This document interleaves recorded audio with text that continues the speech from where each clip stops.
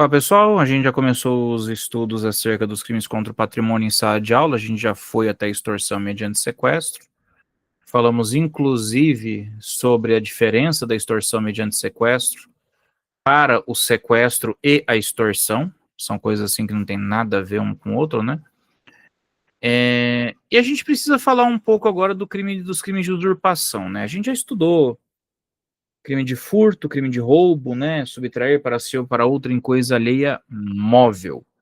E aí sempre fica aquela pergunta clássica, tá, mas e se eu quiser subtrair uma coisa imóvel? Como é que eu faço? Como é que fica? Pois bem, para isso existem os crimes de usurpação. A usurpação, ela recai sobre bens imóveis. E aí existem algumas formas como você pode cometer esse atentado ao patrimônio alheio. Uma delas é a alteração de limites do artigo 161. Suprimir ou deslocar tapume, marco ou qualquer outro sinal indicativo de linha divisória para apropriar-se no todo ou em parte de coisa imóvel alheia, pena de detenção de 1 a 6 meses e multa. Como assim? Bem, imagina que você comprou um terreno, seu terreno tem 12 metros de frente por 30 metros de profundidade. Aquela metragem clássica, né, de terreno aqui em Campo Grande, né, 12 por 30 mais ou menos. E o seu vizinho comprou um terreno igual também, 12 por 30. E o terreno de vocês dois está separado por uma cerca apenas. Seu vizinho resolve construir antes de você está guardando dinheiro ainda. E o seu vizinho, marotamente, ele vai lá, né, e ele tirou aquela grade que separava, né, aquela cerca que separava os terrenos, colocou um muro no lugar, só que ele botou o muro 1 metro para dentro da sua propriedade, para poder ampliar a área dele.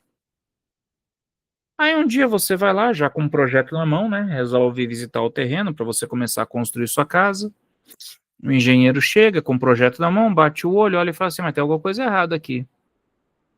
Você não está com 12 metros de frente aqui, você está com 11 e a gente fez um projeto para 12. Aí você percebe que tem uma coisa errada. Você olha a casa do seu vizinho, a casa do seu vizinho está meio grande. Você vai lá, você tira uma medida rápida, tem 13 metros de frente na casa do vizinho. Pô, pera aí, o vizinho está com 13, eu estou com 11, o que está acontecendo? O cara, ele moveu a linha divisória do imóvel e ele meio que mordeu aí, ó, nessa brincadeira, uns 30 metros quadrados da sua propriedade. Tem 30 de profundidade, pegou uma faixa de 1 de largura, comeu 30 metros da sua área. Aí você fica, pô, peraí. O terreno de 360 metros quadrados, eu tô com 330, ele ficou com 390, que sacanagem é essa? O cara cometeu alteração de limites, a pena de detenção de 1 a 6 meses e multa. Por que a pena é menor que a pena do furto? Porque a alteração de limites é muito fácil de identificar. Porque o bem é imóvel, né? O bem não tem como sair do lugar. Você consegue perceber quando o limite foi modificado. Você consegue perceber quando há ali vamos dizer assim, uma tomada da sua propriedade. O que vai acontecer basicamente é que vai ter que derrubar o muro e vai ter que arrumar a divisória no lugar certo. Ah, mas o cara já construiu a casa, não tem como mexer. Então, beleza. Então agora ele vai ter que pagar o seu terreno. Ele vai ter que comprar o seu terreno, vai ficar com o terreno inteiro, se você quiser, inclusive. Não quero vender só uma faixa de 30 metros do meu terreno. O cara vai ter que comprar o terreno inteiro agora. Reparação, uai, reparação de dano. O cara vai ter que ter uma reparação de dano como efeito de uma sentença penal condenatória. Então, alteração de limites é isso. Isso em zona rural acontece pra caramba também, né? O pessoal dá aquela mexidinha marota na cerca. Daí a importância de você chamar um cara que mexa com geotecnia para vir lá com o GPSzinho, batendo todas as coordenadas da sua propriedade direitinho, porque se alguém tentar entrar com a cerca na sua propriedade, você percebe que o cara invadiu, você sabe que o cara invadiu. Tem muito grileiro que faz isso, que vai entrando na propriedade dos outros assim. Isso aí é alteração de limite. Se não for esbulho possessório, que a gente vai ver daqui a pouquinho do inciso 2. Usurpação de águas não é algo que vocês vão ver com mais tanta frequência dentro do Código Penal, porque Tem conduta específica para isso na Lei 9.605, tá? Que vai ser na parte de degradação de áreas de proteção especial, áreas de preservação especial. Então, esse inciso 1 já não está mais tão assim. Podemos dizer até que já foi meio que derrogado. O inciso 2 ainda acontece bastante, tá? Inciso 2 acontece muito, para falar a verdade. Esbulho possessório. Quem invade com violência a pessoa ou grave ameaça, ou mediante concurso de mais de 2 pessoas, terreno ou edifício alheio para o fim de esbulho possessório. O que é o esbulho possessório? É tomar a posse para si à força. Não é uso capião, porque o uso capião você tem todo um procedimento legal que você tem que observar, tem os prazos, as contrapartidas, atendimento de função social. Esbulho possessório é tentar tomar a força, é tipo o movimento do sem-teto que invade prédio e fica lá no prédio e quem tenta tirar de lá eles ameaçam, por exemplo. Ou, por exemplo, quando tem galera que invade propriedade rural à força e ameaça ou pratica violência contra os donos para tomar a propriedade à força. Isso é esbulho possessório. Isso é esbulho possessório. Você tem o procedimento, por exemplo, hoje para uso capião urbano, você tem uso capião especial, uso capião rural, você tem, por exemplo, hoje o procedimento legal para que você possa desapropriar algo para fins de reforma agrária, você tem a titulação de terras, você tem a distribuição dos espaços, etc. Quando você tenta fazer isso à força, mediante violência ou grave ameaça, você está cometendo o crime do inciso 2, é o esbulho possessório. E se o agente usar de violência, parágrafo 2º reforça uma questão, incorre também na pena cominada à violência. Então, o cara, na hora de invadir a propriedade rural, foi lá e espancou os donos da fazenda e deixaram eles amarrados num poste, como já aconteceu. Vai responder por lesão corporal, e dependendo do grau da lesão, pode ser lesão grave, pode ser lesão gravíssima, pode ser lesão leve também, tanto faz. Se a propriedade for particular e não houver emprego de violência, somente se procede mediante queixa. Propriedade particular em que tenham entrado, por exemplo, 2 ou mais pessoas. Tá? Acontece muito em espaço urbano, o movimento do trabalhador sem teto foi lá invadir um prédio privado e ocuparam aquele prédio privado. Não teve violência, não teve grave ameaça, só teve o concurso de pessoas que invadiu para tentar tomar a propriedade do imóvel.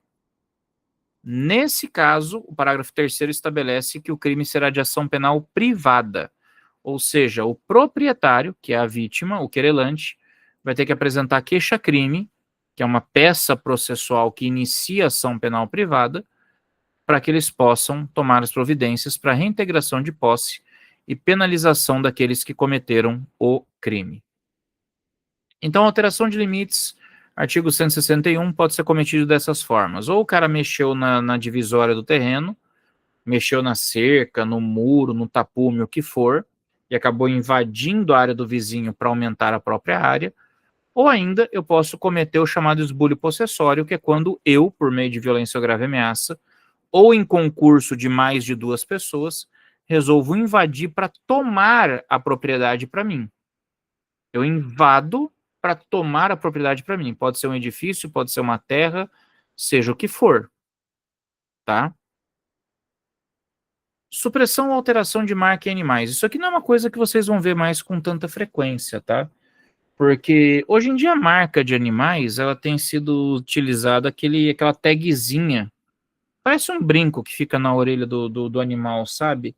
Ali você tem uma tag NFC com todas as informações do animal, ali você tem chip com GPS para você poder localizar o animal, ali tem uma certificação de quem é o dono do animal, etc. Eu poderia, por exemplo, responder pelo crime de supressão da marca do animal, retirando esse brinco da orelha do animal para que ele não possa ser identificado. Para que eu não possa identificar quem é o dono do animal. Isso pode acontecer ainda. Agora, quando esse crime foi pensado, inclusive na questão da alteração de marca especialmente, a gente está falando daquelas marcas que eram feitas em animais com ferro quente. Vocês percebam que a redação é a original de 1940, não tem nenhuma modificação nos últimos anos. É a mesma redação que vocês estão vendo aqui de 85 anos atrás. E 85 anos atrás, os animais eram marcados com ferro em brasa. Marcava o animal no lombo. O que, que o pessoal fazia? O pessoal cortava o couro para tirar a marca do animal, ou ainda queimava por cima da marca do animal com outra marca para alterá-la, e dessa forma dificultar a identificação de quem era o dono do animal. A mera supressão ou alteração indevida dessa marca ou desse sinal indicativo de propriedade em gado ou rebanho alheio já representava um crime com pena de detenção de 6 meses a 3 anos e multa. Não estou nem falando da subtração do animal, tá? O abigeato, que é uma forma qualificada de furto. Estou falando da simples alteração ou supressão da marca que permite identificar quem é o dono do animal. Simples assim. Artigo 63. Crime de dano. Causar danos ao patrimônio também é crime contra o patrimônio. Crime contra o patrimônio não é só subtrair o patrimônio. Crime contra o patrimônio não é só furtar, roubar, etc. É também destruir, inutilizar ou deteriorar coisa alheia. Destruir, como o próprio nome diz, é a destruição completa. É você pegar o telefone da pessoa e jogar no chão, arrebentar o telefone. É você destruir o telefone. Inutilizar é você não modificar a aparência, mas você fazer com que ele perca a sua função, a sua finalidade. É você pegar, por exemplo, o telefone, que não é a prova d'água, e jogar no mar. Você vai pegar o telefone está inteiro, não houve mudança na estrutura do telefone, esteticamente falando, então não posso falar em destruição, mas ele foi inutilizado, ele perdeu a função, ele para de funcionar. E a deterioração é o desgaste pelo uso inadequado. Você pega, por exemplo, o carro do seu vizinho emprestado, é uma caminhonete, tem capacidade para 900 quilos na carroceria, você é aquele que vai lá e coloca 2 toneladas só para você estourar toda a suspensão do carro dele. Você está deteriorando pelo uso inadequado, você está fazendo isso dolosamente, isso é crime de dano. Crime de dano é quando você intencionalmente destrói, inutiliza ou deteriora algo que não é seu.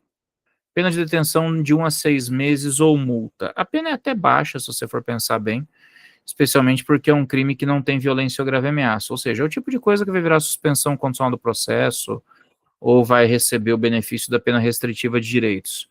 O que pega aqui é que, havendo uma condenação pelo crime de dano, obviamente que você fica responsável por fazer a reparação desse dano. A gente não pode esquecer que a sentença penal condenatória ela atua como um título executivo de natureza civil.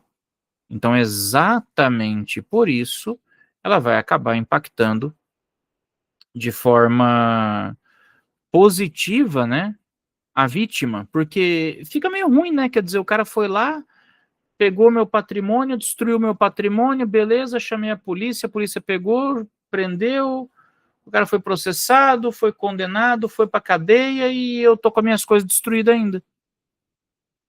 Então eu tenho que lembrar que essa sentença penal condenatória, ela representa um título executivo de natureza civil. O cara causou um dano ao meu patrimônio, adivinha só, ele vai ter que reparar esse dano que ele causou. Ele vai ter que reparar esse dano que ele causou. Então, o grande lance aqui não é nem a pena corporal, porque a pena corporal é bem baixa. Às vezes o cara vai ficar só com a pena de multa, para falar a verdade. O mais importante aqui é você poder ter um título executivo civil para obrigar o cara a reparar o dano que ele te causou. Parágrafo único. Se o crime for cometido com violência à pessoa ou grave ameaça, o cara foi lá, tirou você à força do seu carro, te ameaçou, jogou você no chão e aí com um pedaço de pau ele começou a destruir seu carro. Você tenta impedi-lo, ele ameaça você, pratica um ato de violência contra você e continua destruindo seu patrimônio. Pois bem, nesse caso, eu estou cometendo um dano qualificado. Com emprego de substância inflamável ou explosiva, se o fato não constituir crime mais grave. Isso aqui é importante a gente dar uma debruçada numa situação rápida aqui. Dano cometido com fogo ou explosivo é dano qualificado. Se não houver um crime mais grave, qual seria o crime mais grave? 251 do Código Penal, tá? O artigo 250 é o crime de incêndio, 251 é o crime de explosão. Se esse fogo se tornar um incêndio, sair de controle e gerar risco à coletividade, deixa de ser um dano e passa a ser um crime de incêndio, que é bem mais grave. Se a explosão colocar em risco a coletividade, deixa de ser o dano, passa a ser a explosão do 251, que também é mais grave. Então, quando ele coloca ali, se o fato não constituir crime mais grave, o crime mais grave ao qual ele está se referindo aqui são os artigos 250 e 251 do Código Penal, tá? Que representam, respectivamente, os crimes de incêndio e de explosão. Contra patrimônio da União, do Estado, do Distrito Federal, do município, de autarquia, fundação pública, empresa pública, sociedade de economia mista ou empresa concessionária de serviços públicos.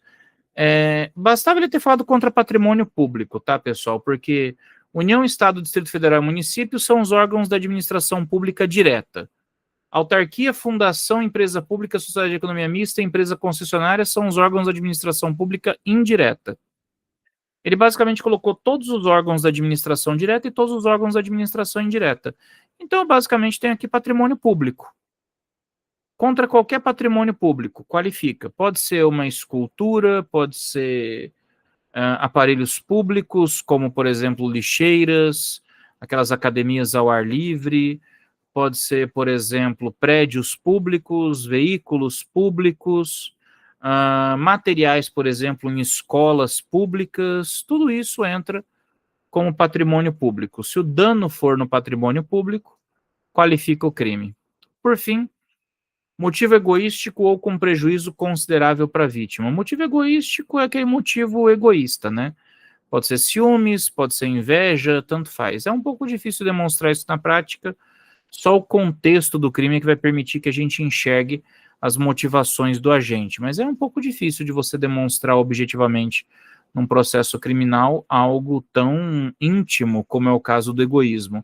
Agora, o prejuízo considerável para a vítima, vamos deixar uma coisa bem clara aqui. Qual é o critério para você poder estabelecer o que é um prejuízo considerável para a vítima?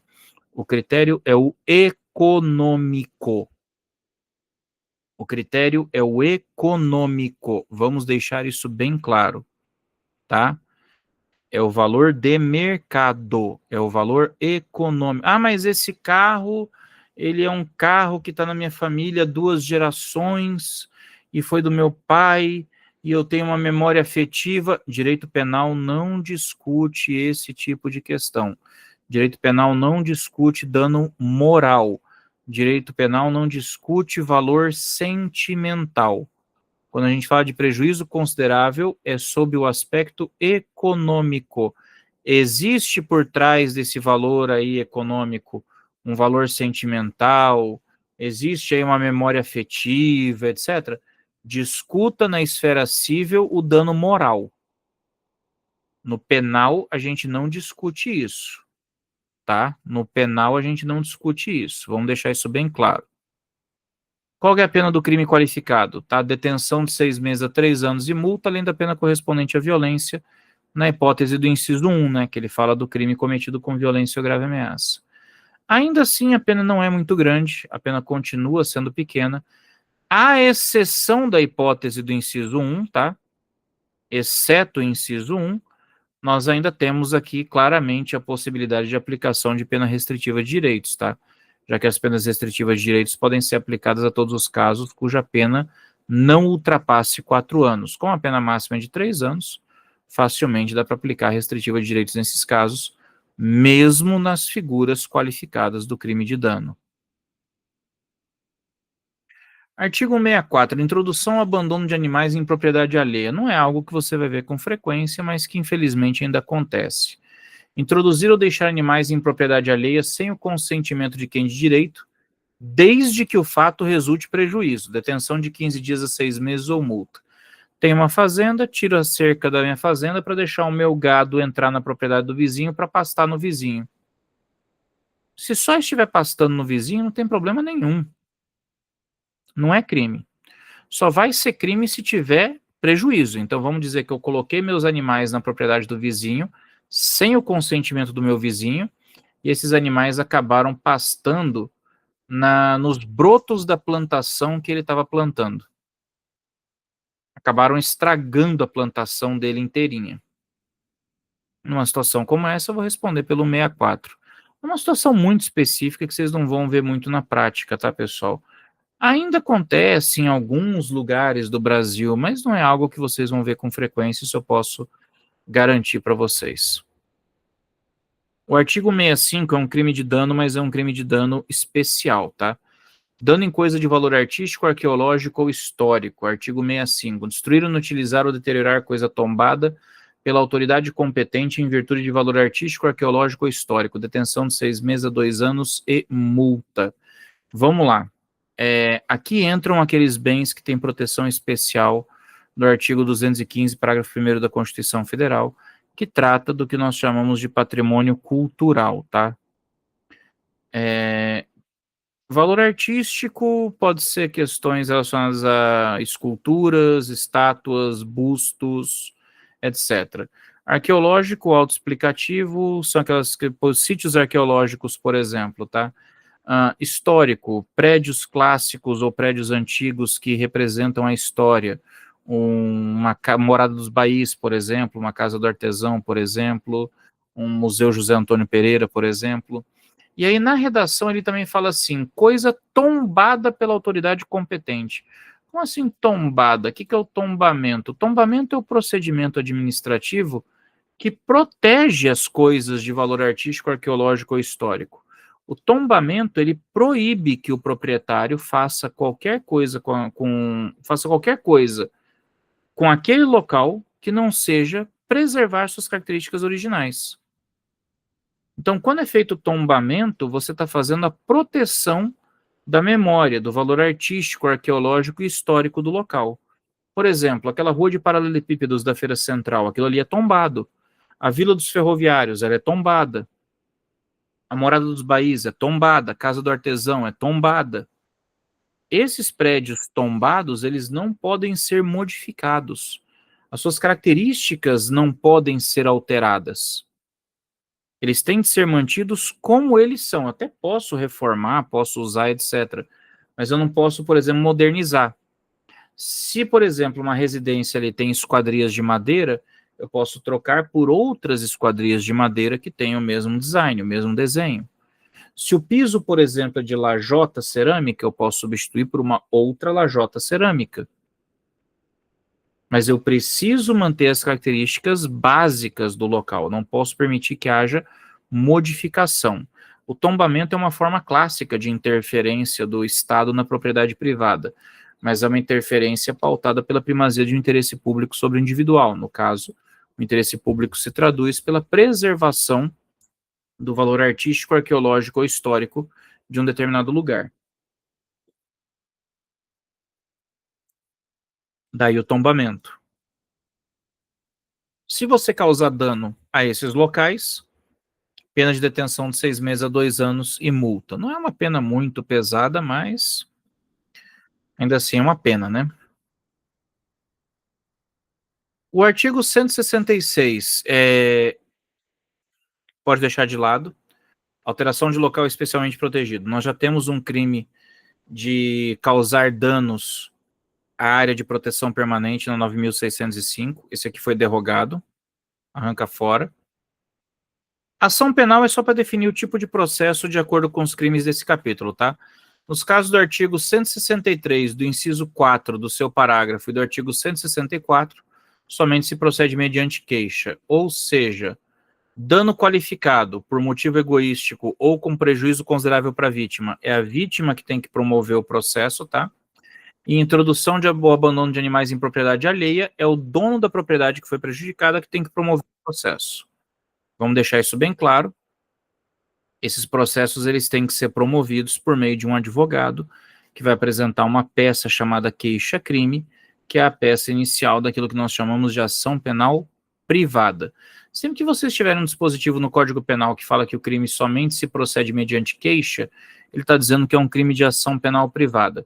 Nesse caso, você, a vítima, é o querelante, você precisa ter um advogado que te represente, para que faça uma petição inicial que vai começar o processo penal, e essa petição inicial se chama queixa-crime, tá? Aí no capítulo 5 nós temos o crime de apropriação indébita, do artigo 68.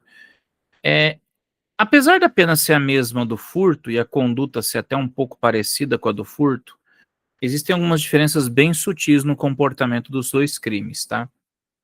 Apropriação indébita, presta bem atenção, o verbo aqui é apropriar-se, tá?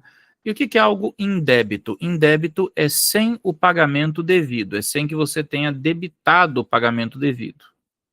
Apropriar-se de coisa alheia móvel de que tenha posse ou a detenção.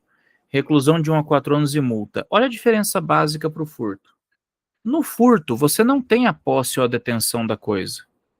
No furto, você viu que a pessoa tem um telefone, o telefone não está sob sua posse ou detenção. A outra pessoa está com o telefone.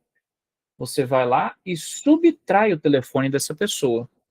Você espera a pessoa se distrair, você vai lá e pega o telefone dela. Isso que caracteriza o furto. Furto é aquela subtração. No caso da apropriação indébita, a coisa já está com você. Mas, apesar de você ter a posse da coisa, você não tem a propriedade. Você tem a posse, não a propriedade.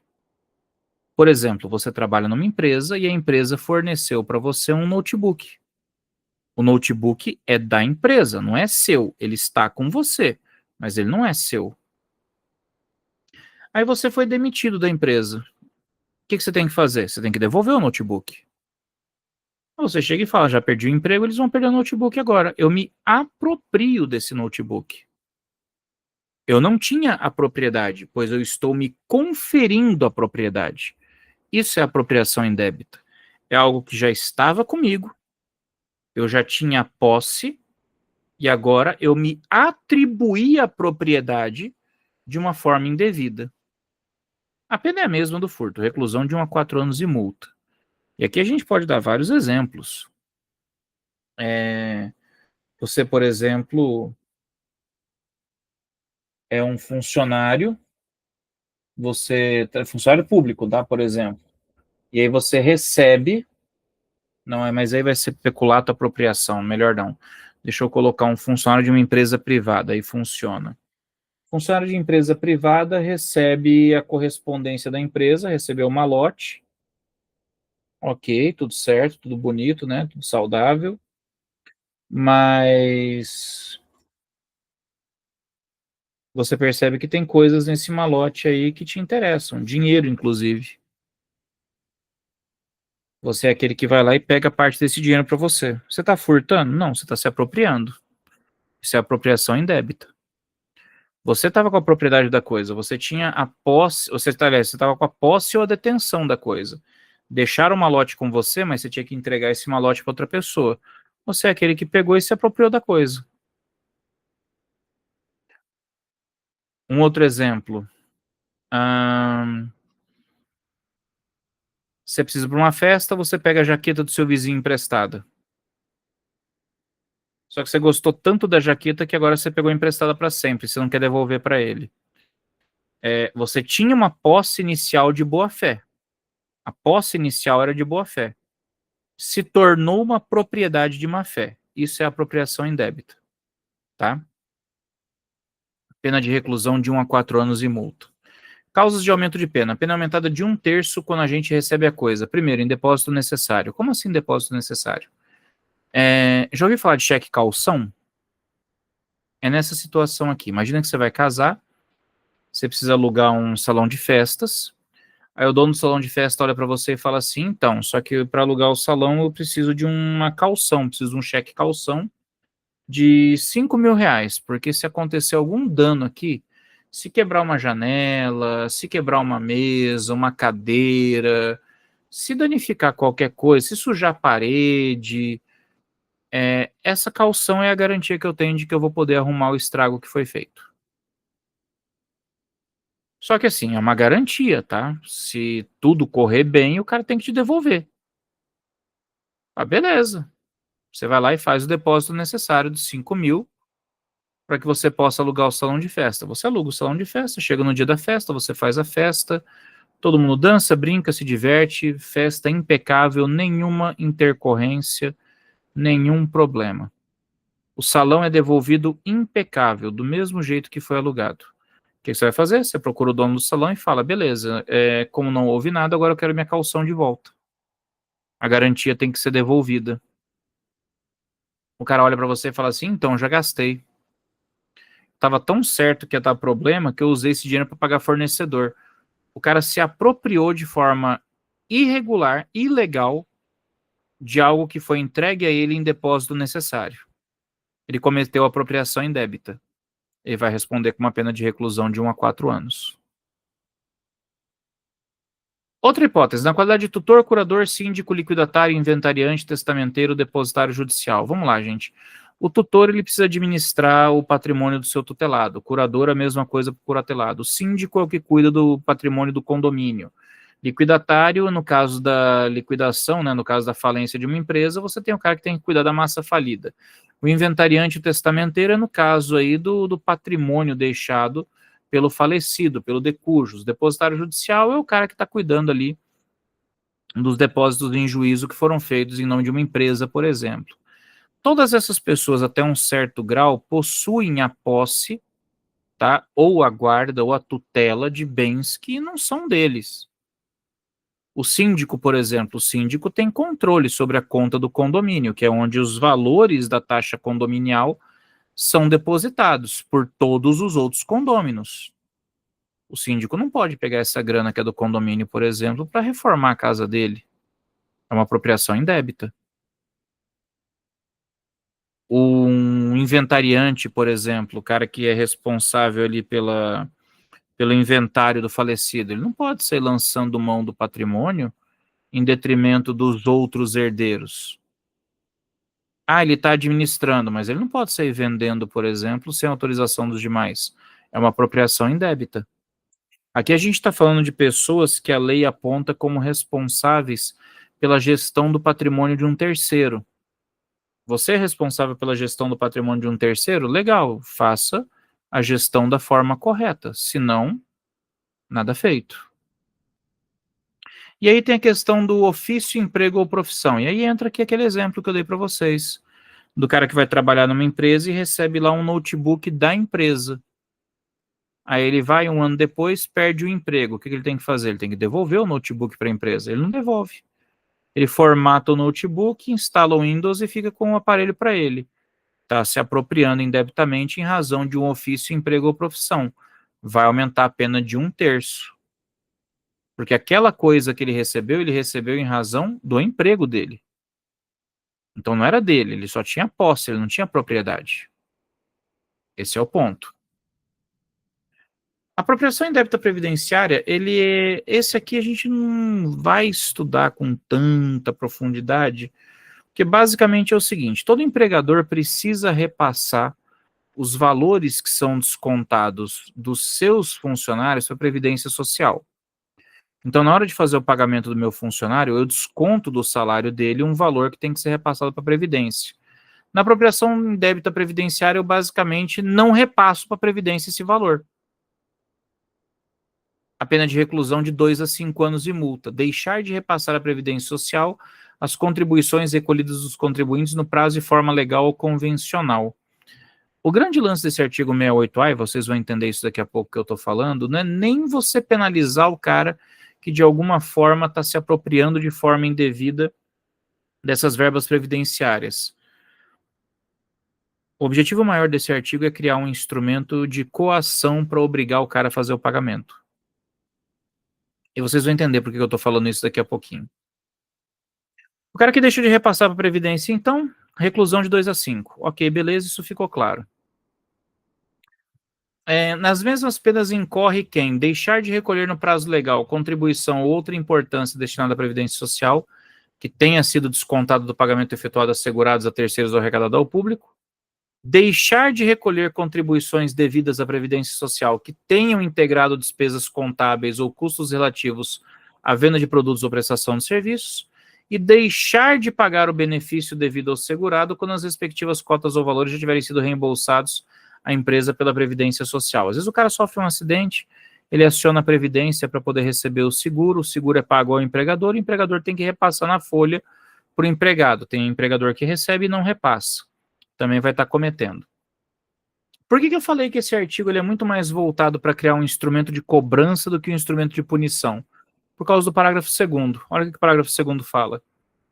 É extinta a punibilidade se o agente espontaneamente declara, confessa e efetua o pagamento das contribuições, importâncias ou valores e presta as informações devidas à Previdência Social na forma definida em lei ou regulamento antes do início da ação fiscal. Ou seja, se antes da ação fiscal, que eventualmente vai penalizar esse cara, ele já correr para tomar as providências para evitar um dano maior, para evitar a ação penal, ou seja, se ele, antes da ação fiscal, regularizar tudo, está extinta a punibilidade.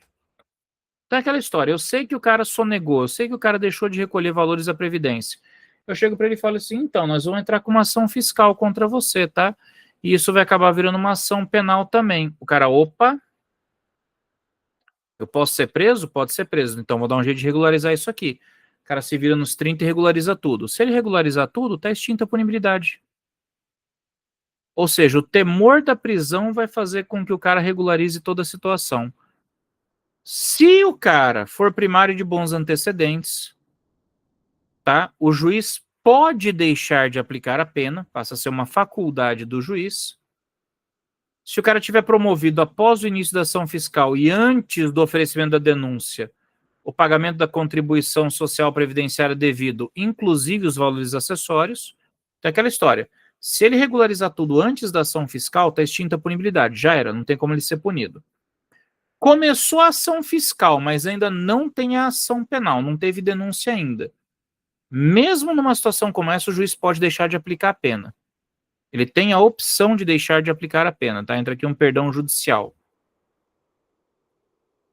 Também pode deixar de aplicar a pena se o valor das contribuições devidas, inclusive os acessórios, for igual ou inferior ao estabelecido pela Previdência Social como sendo o mínimo para ajuizamento das suas execuções fiscais. Então, assim, eu tenho um valor mínimo para entrar com a ação fiscal. Se tudo que eu tiver devendo for menos do que o necessário para entrar com a ação fiscal, eu não tenho nem como entrar com a ação fiscal contra o cara. Eu posso considerar como sendo de menor potencial e posso deixar de aplicar a pena se o cara regularizar tudo. Parágrafo 4º foi incluído em 2018, tá, pessoal? Para tornar isso aqui um pouquinho mais difícil. A faculdade prevista no parágrafo 3º desse artigo não se aplica aos casos de parcelamento de contribuições, cujo valor inclusive dos acessórios seja superior ao estabelecido administrativamente, como sendo o mínimo para o ajuizamento das execuções fiscais. Se o valor estiver além do mínimo necessário para a execução da ação fiscal, mesmo que ele tenha parcelado,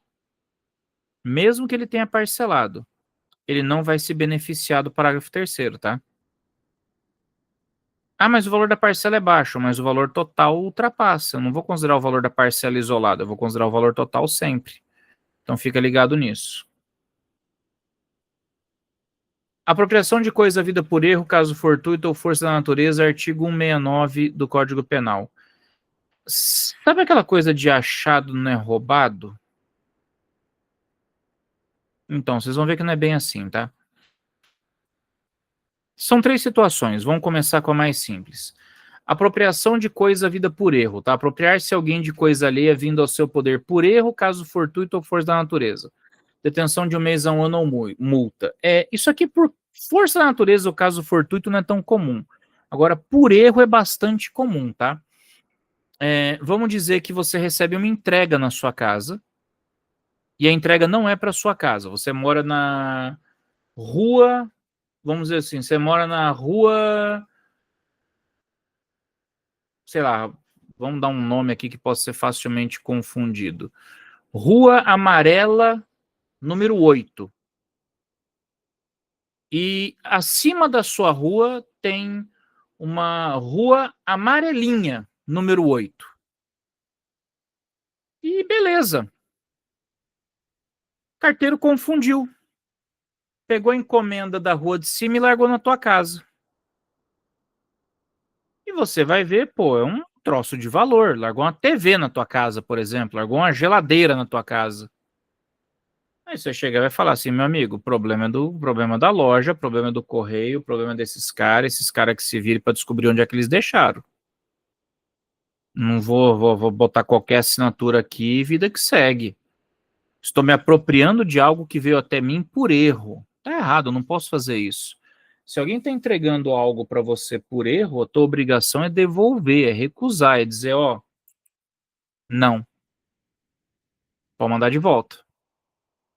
Se você pegar essa coisa que chegou até você por um erro, você está cometendo apropriação de coisa vida por erro. Pena de detenção de 1 mês a 1 ano ou multa. Pena pequenininha da suspensão do processo, transação penal. Pior das hipóteses, vai dar aí uma pena de multa, tá? Mas se você recebe algo por erro, seu dever é devolver essa coisa, tá? Você não tem que ficar com essa coisa para você. Apropriação de tesouro, isso aqui é uma situação bem engraçada, tá? É de se imaginar que isso na década de 40, 50, 60 até acontecesse, porque as famílias nas décadas de 30, 40, 50 tinham esse hábito de esconder valores em casa. Inclusive, teve uma reportagem bem recente, a reportagem dessa semana que passou, no máximo semana retrasada. Se vocês pesquisarem, vocês vão encontrar, de uma fortuna que foi encontrada numa casa que foi demolida. Só que assim, tipo, era nota assim de cruzeiro, de cruzado. Era dinheiro já recolhido, que não tinha valor. Mas, tipo, encontraram uma fortuna. Por quê? Porque, assim, as famílias na década de 30, 40, 50, elas normalmente escondiam as coisas em casa, sabe? Joias, valores, etc e tal.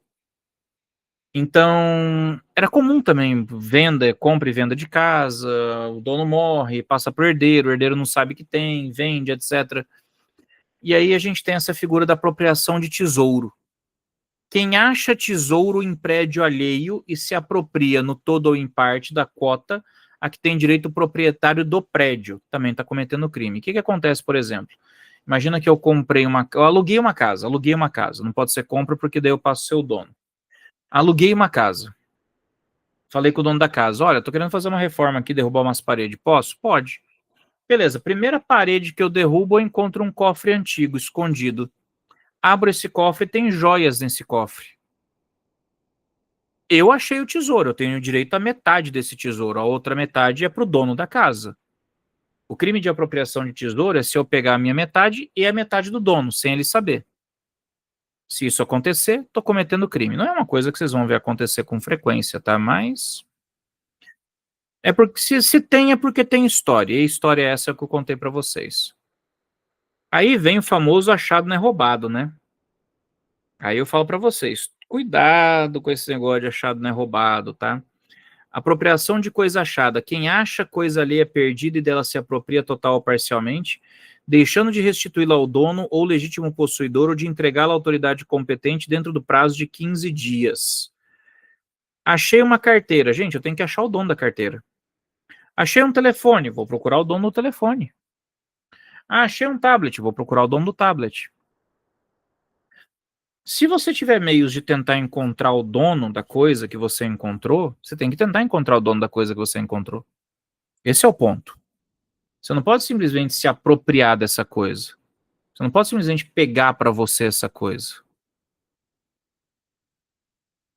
Ah, mas eu não sei nem por onde começar, então entrega para as autoridades no prazo de 15 dias. Pela natureza da coisa, às vezes é fácil de você achar o dono. Por exemplo, aqueles casos de funcionário do aeroporto que achou um pacote com 50 mil dólares em dinheiro. Cara, você chega, você pega, você leva até a administração do aeroporto e você fala, achei um saco de dinheiro. Cara, alguém vai aparecer procurando, ó, perdi um saco de dinheiro. Quanto que tinha no saco? 50 mil. Beleza, eu sei que você é o dono. Porque também não adianta você chegar assim, pessoal, alguém perdeu um saco de dinheiro, quem que é o dono? Todo mundo é o dono.